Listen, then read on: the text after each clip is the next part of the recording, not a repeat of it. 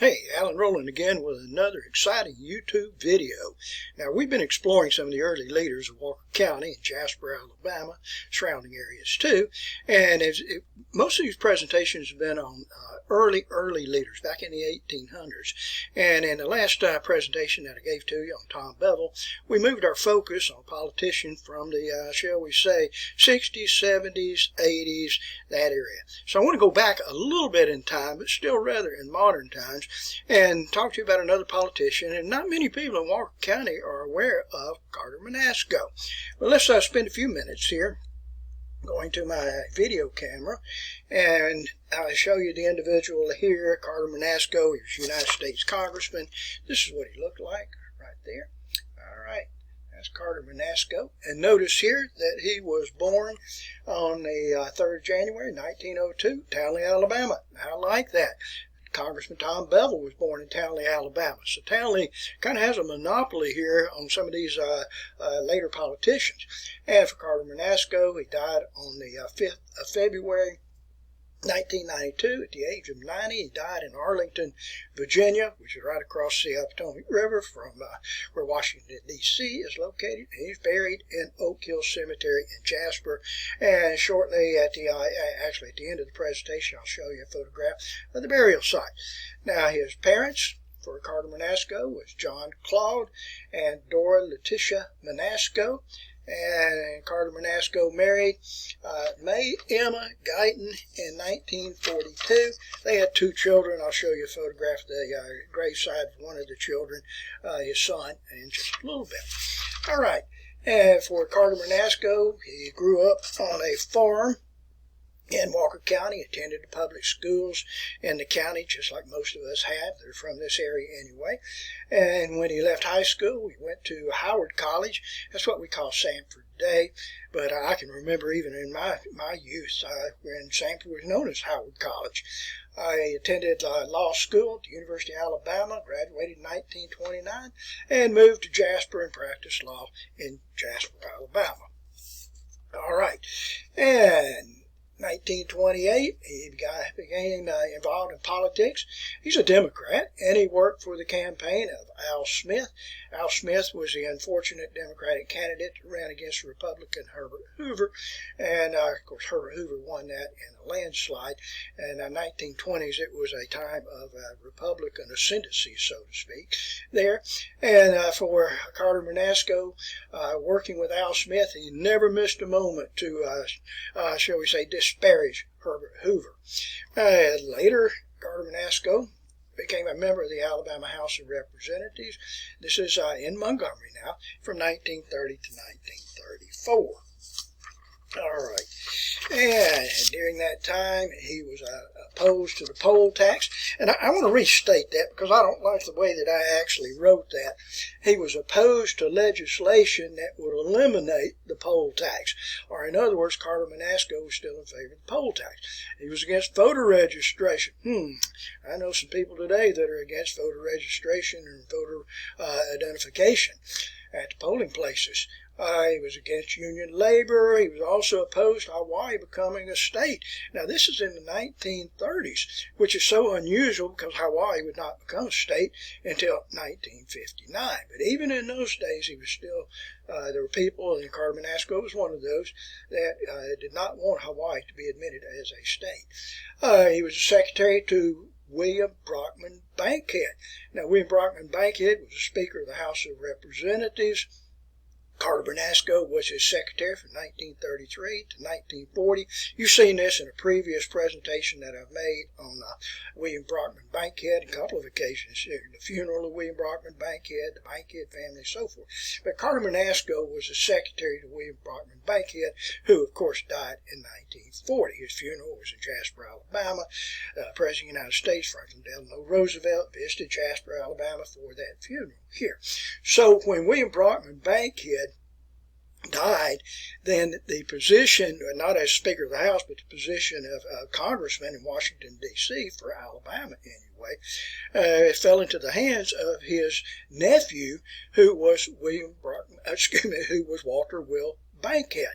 And I've talked to you a little bit about Walter Will Bankhead before. So Walter Will Bankhead, who was a nephew of William Brockman, Bankhead, became the congressman from Alabama. But he was not very interested in that, and he resigned that position shortly thereafter. And when he did so, Carter Manasco became the United States congressman from Alabama, representing Alabama's 7th Congressional District, and he would do so from 1941 until 1949.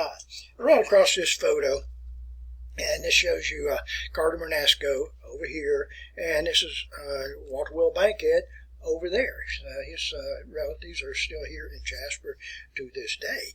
All right, and from, let's see here, he was the chairman of the Committee on Expenditures in Executive Departments. Don't ask me to explain that because I don't really understand. He was opposed to the Office of Price Administration. Now, this is during the time of World War II. I was reading about this, a little bit complicated here, and apparently what was happening here, we had the Office of Price Administration. It was trying to regulate a number of things, and Carter Manasco became particularly offended when they tried to regulate billiards, pool, and also bowling for whatever reason. And he was saying, that we have more important things to focus on, and that sort of thing. Right at the end of the war, I think it was 1944, when the GI Bill was passed, Carter Manasco was in favor of that. I think that is absolutely a wonderful program. I benefited from it. My dad benefited from it. And this would provide educational assistance and also housing loans to those people that served our country in the military. It's a wonderful, wonderful program. I'm fully for that. But anyway, it came out during this time of 1945, expanded in the 1950s here. Carter Manasco voted for post-war aid to Greece and Turkey, supported the Truman Doctrine. You may not be very familiar with this, but after World War II was over, the Cold War began. The Soviet Union, and this was under Joseph Stalin, was making a quest to create communist regimes and governments in much of Europe and Asia, and particularly with Greece and Turkey. And Harry Truman was opposed to this. He instituted this Truman Doctrine. It's basically stated that the United States would come to the assistance of any free world nation that was resisting communism. And so anyway, Carter Manasco was a strong supporter of that. And I think it's a good thing. I honestly do. When I taught my history classes, I never, disagreed with that. I was full support of the Truman Doctrine. All right, now, this is so important. And if you've been a student in my history class, we spent quite a bit of time on this when we were studying the 1940s and post-war United States anyway. And for the United States and our Congress, we passed, the President signed the National Security Act of 1947. Big piece of legislation here. It established the National Security Council. That's what's commonly referred to as NSC. These are advisors, assistants to the President, that provides him with advice on military matters, national security concerns, that sort of thing. We also created in the NSA Act of 1947, Central Intelligence Agency. I'm not too sure about that. I don't know about those guys.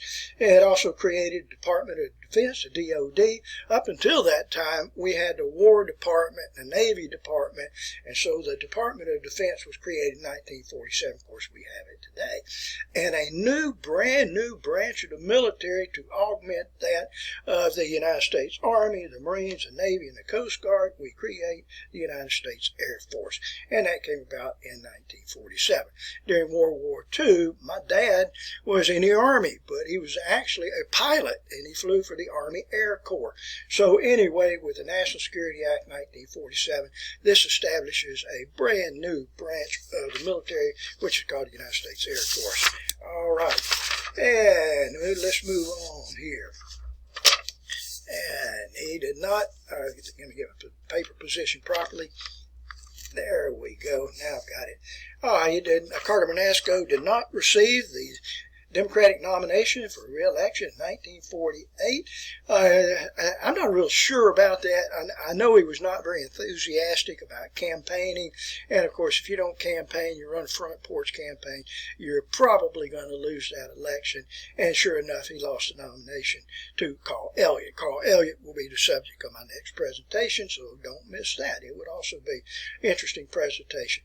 So what we ended up having here, folks, we had William Brockman Bankhead, who was the House of Representatives chairperson there.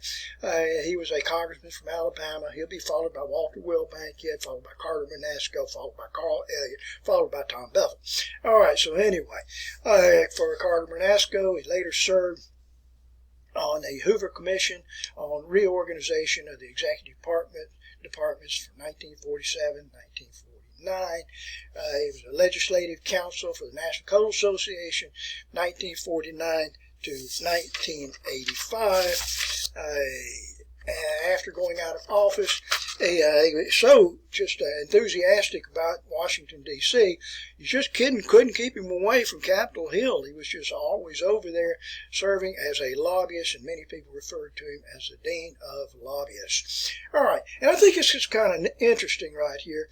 At the end of World War II, Carter Manasco was sent to Buchenwald, Germany, to tour the concentration camp that was there. You got to remember that during World War II, no one in the United States, or very few people in the United States, was aware that the Germans were undergoing, Nazi Germany was undergoing the Holocaust.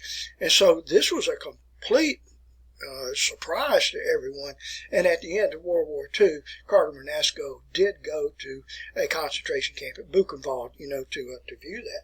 And I think that's kind of interesting with that. All right, I want to share some photographs with you that I ran across, and this one didn't turn out as well as I wanted it to. You can see, let me see here, I'm working upside down. That's not him. There's Harry Truman, the President of the United States at the closing of World War II and also in the Cold War. And if we look over here, this is Carter Manasco that's over there. When they processed this photograph for me, they clipped it off. So, anyway, that was that. All right, now going to Oak Hill Cemetery in Jasper. You can see the burial site there. This is the gravestone for Carter Manasco. Very unpretentious there. And next to him is his wife. There she is, May Emma. You can visit that if you wish to do so. It's in the north central part of the cemetery, Oak Hill Cemetery. This is what it looks like here. And you can see this is Carter Manasco. Here is his wife. And there is his son. And he had 2 children. There's not another marker there. But anyway, so take your time if you wish to do so and go up to Oak Hill Cemetery and try to find that. I always find that to be interesting. Alrighty, so that's your presentation on Carter Manasco, and I hope you enjoyed that very much. I'm going to follow this very shortly here with one on his rival, Carl Elliott. Thank you very much.